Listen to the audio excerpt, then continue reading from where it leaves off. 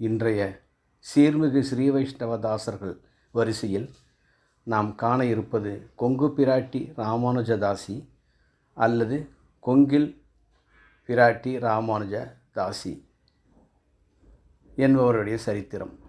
எம்பெருமானார் ஸ்ரீ வைஷ்ணவ ராஜதானியான திருவரங்க செல்வத்தின் தனிப்பெரும் பேரரசராக திகழ்ந்த பொற்காலம். இன்றைக்கு 950 வருடங்களுக்கு முன்பாக நடந்த சரித்திர நிகழ்ச்சி இது. அவரது கருணை பெருக்கில் பலரும் பல ஊர்கள் பல தேசங்களிலிருந்து வந்து திருவரங்கம் குடிபுகுந்து வாழ்ந்து வந்தனர்.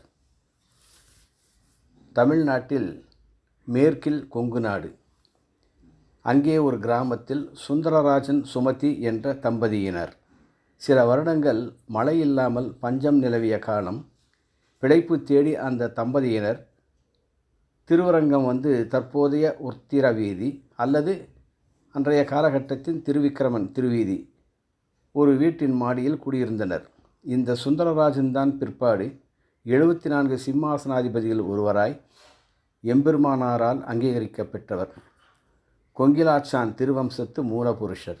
இன்றும் கொங்கில் ஆச்சான் என்ற ஆச்சாரிய திருவம்சம் உண்டு, சிஷ்யர்களும் உண்டு. எம்பெருமானார்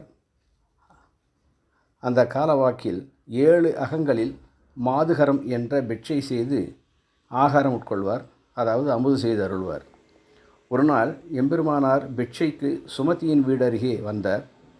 இதை கண்ட சுமதி தன் வீட்டு இடைகளில் வந்து, உம்மை ராஜாக்களும் பட்டணத்து முதலைகளும் தண்டனிடுகின்றனர், நீரோ பிட்சையடிக்கிறீர், இது ஏன் என்று வினவினார். உடையவர் அதற்கு பதிலளித்தார், அவர்களுக்கு பகவத் விஷயத்தில் சில நல்வார்த்தைகள் சொல்லி வருகின்றேன், அதனால் அவர்கள் என்னை தண்டனிடுகின்றார்கள். ஆனால் நான் சந்நியாச ஆசிரமத்தை ஸ்வீகரித்திருப்பதால் பிட்சை எடுத்து உணவு ஏற்றுக்கொள்கிறேன் என்று கூறியிருக்கின்றார். உடனே அந்த அம்மாள், அந்த நல்வார்த்தையை அடியனுக்கும் அருளி செய்த வேண்டுமே என்று திருவடிகளில் வணங்கி வேண்டி நின்றாள். அப்போதே அங்கேயே எம்பெருமானார் அவளுடைய ஆர்த்தியைக் கண்டு துவய மகாமந்திரத்தை உபதேசித்தார். பின்பு சில நாள் கழிந்ததும் தங்களுடைய கொங்கு தேசத்தில் மழை பொழிந்து வளம் குடித்ததும் சுமதியும் கணவருமாக தங்கள் தேசத்தை நோக்கி புறப்பட ஆயத்தமாயினர். திருவரங்கத்தை விட்டு கிளம்பும் போது உடையவரை தண்டனிட்டு, முன்பு தேவரீர் அருளி செய்த நல்வார்த்தையை மறந்து போனேன், மீண்டும் அதை என் நெஞ்சில் படும்படி உபதேச அருள வேண்டும் என்று விண்ணப்பம் செய்தாள். உடையவரும் மீண்டும் துவய மகாமந்திரத்தை உபதேசித்து அருளினார்.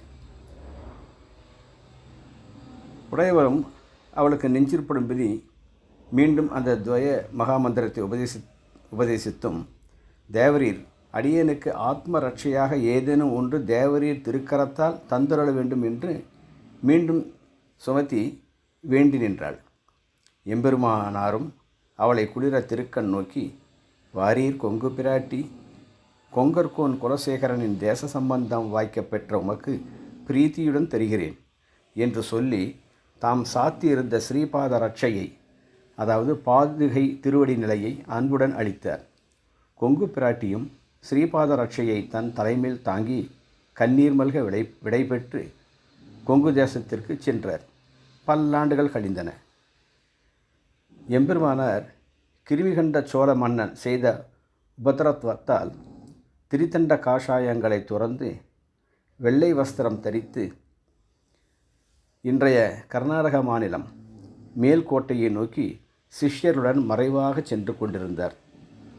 உடையவர் முதலிகளுடன் 7 நாட்கள் பட்டினியாக பிரயாணம் செய்து கொங்கு நாட்டின் வழியாக சென்றபோது அங்கு வேடமலை என்ற ஊரின் அருகே எழுந்தருளியிருந்தார்.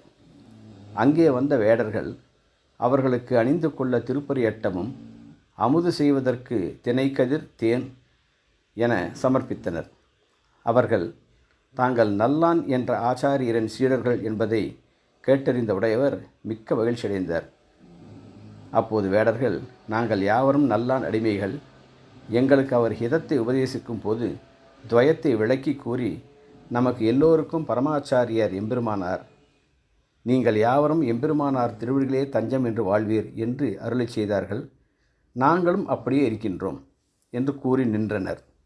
வேடர்களின் விழுமிய வார்த்தைகளை கேட்டதும் உடையவர், நல்லான் என்கிற காலமேகம் நடுக்காட்டிலும் மழை சொரிகின்றதே என்று வியப்புற்று நின்றாராம். அப்போது உடன் வந்த முதலிகள், இவர்தாம் எம்பெருமானார் என்று உடையவரை காட்டித் தந்தார்கள். வேடர்கள் மிக்க பக்தியுடன் அனைவருமாக விழுந்து வணங்கி கண்ணீர் மல்க, இந்த தேனை தாங்கள் ஏற்றுக்கொள்ள வேண்டும் என்று கூற, தினை கதிரை வறுத்து இடித்து தேனிலே குழைத்து எல்லோரும் அமுது செய்து கொண்டார்களாம். எம்பெருமானாரும் அமுது செய்து அருளினார். அங்கேயே இரவு தங்கினர். மறுநாள் காலை அவ்வேடர்கள் உடையவர் மற்றும் அவரது கோஷ்டியை அழைத்து கொண்டு பக்கத்தில் இருந்த ஒரு கிராமத்தில் ஊர் பெரியவரான கட்டளைவாரி ஒருவரின் இல்லத்தில் சேர்த்தனர். அவர்கள் ராமானுஜதாசர்கள். அந்த இல்லத்தில் வசித்து வந்த ஒரு மூதாட்டியும் அடியார்களுக்கு தண்டன் சமர்ப்பித்து, நீங்கள் அமுது செய்ய வேண்டாமோ என்று கேட்டாள். அடியார்களான முதலிகளும் வேண்டாம் என்று மறுத்தார்கள். அதற்கு முதலி அந்த மூதாட்டி, அடியேனும் எம்பெருமானார் சம்பந்தம் வாய்க்கப்பெற்றவள்தான், எனவே தயங்காமல் நான் சமைத்த அமுதை நீங்கள் ஏற்றுக்கொள்ளலாம் என்று கூறியிருக்கின்றார். எப்படி என்று எம்பெருமானார் ஆச்சரியத்துடன் விளைவினர்.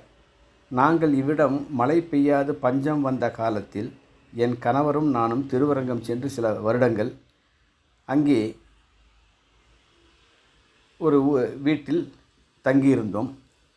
பிறகு சொந்த ஊர் திரும்புகையில் எம்பெருமானாரிடம் உபதேசம் பெற்று எம்பெருமானாரையே தஞ்சமாக வாழ்கின்றோம் என்றார். அந்த மூதாட்டி தான் பல ஆண்டுகளுக்கு முன்பான சுமதி என்பதாக தெரிகின்றது. அப்பொழுது அந்த அம்மையாரும் ஆச்சாரமாக புடவையை மாற்றி உடுத்தி சுத்தமாக சமைத்து திருவாராதனம் செய்து தங்களுக்கு திருப்போனகம் தருகின்றேன் என்று கூற, ஆகட்டும் என்று கூறினார் உடையவர்.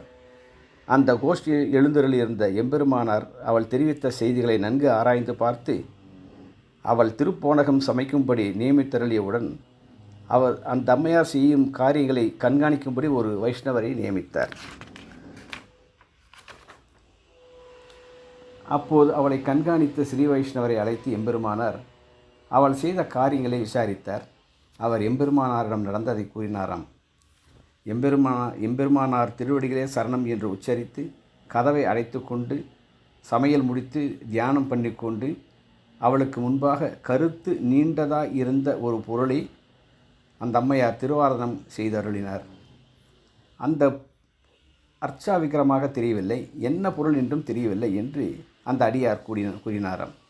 உடையவரும் அந்த அம்மையாரிடம், நீ செய்தது யாரு என்று கேட்க அந்த அம்மையார் கூறினாள், முன்பு எம்பெருமானார் தஞ்சமாக அளித்த பாதுகைகளுக்கு திருமஞ்சனம் பண்ணி தளிகை பிரசாதங்களை அமுது செய்வித்து பிறகுதான் அடியேன் பிரசாதம் எடுத்துக்கொள்வேன். இப்போதும் அப்படியே செய்தேன். உடையவர் அவள் திருவடி விளக்கின திருப்பாதுகைகளை தம் திருமுன்பு கொண்டு வந்து காட்டுமாறு நியமித்தார். திருப்பாதுகைகள் தம்முடையதாகவே இருக்க கண்டார். எம்பெருமானார் தான் உமக்கு உபதேசித்த அந்த உபதேச வார்த்தைகள் கூற கேட்டுக்கொண்டார். அந்த அம்மையார் துவய மகாமந்திரத்தின் பொருளை எடுத்து கூற அதுவும் சரியாக இருக்க கேட்டு ஆச்சரியப்பட்ட எம்பெருமானார், ஆகில் இப்போது இந்த கோஷ்டியில் எம்பெருமானார் உண்டோ பார்த்து சொல் என்று நியமித்தார். அவளும் ஒரு விளக்கை ஏந்தி வந்து வரிசையாக அனைவரது திருவடிகளையும் சோதித்து நின்றார். எம்பெருமானாரின் திருவடிகளை கண்டதும் திகைத்து நின்றார். திருக்கையிலே பிடித்த திருதண்டமும் திருவரையில் சாத்திய காஷாயமும் இல்லாததால் எனக்கு தெரியவில்லை. காஷாயமில்லை, வெள்ளை சாத்திருக்கின்றீர்களே, அதனால் எனக்கு தெரியவில்லையே என்று சொன்னதும் நானேதான் அது என்று தெரிவித்தார். உடனே பொங்கு பிராட்டி உடையவரின் திருவடிகளை பிடித்து கொண்டு அழத் தொடங்கிவிட்டார். உடையவரும் அவளை தேற்றி, உம்முடைய தளிகை தூய்மையும் இனிமையும் கூடியதாக உள்ளது, விதுரர் அளித்த அன்னம் போன்றது, இனி நம் அடியார்கள் அமுது செய்ய குறையில்லை என்று தெரிவித்தார். முதலிகளும் மகிழ்ச்சியோடு அமுது செய்தார்கள்.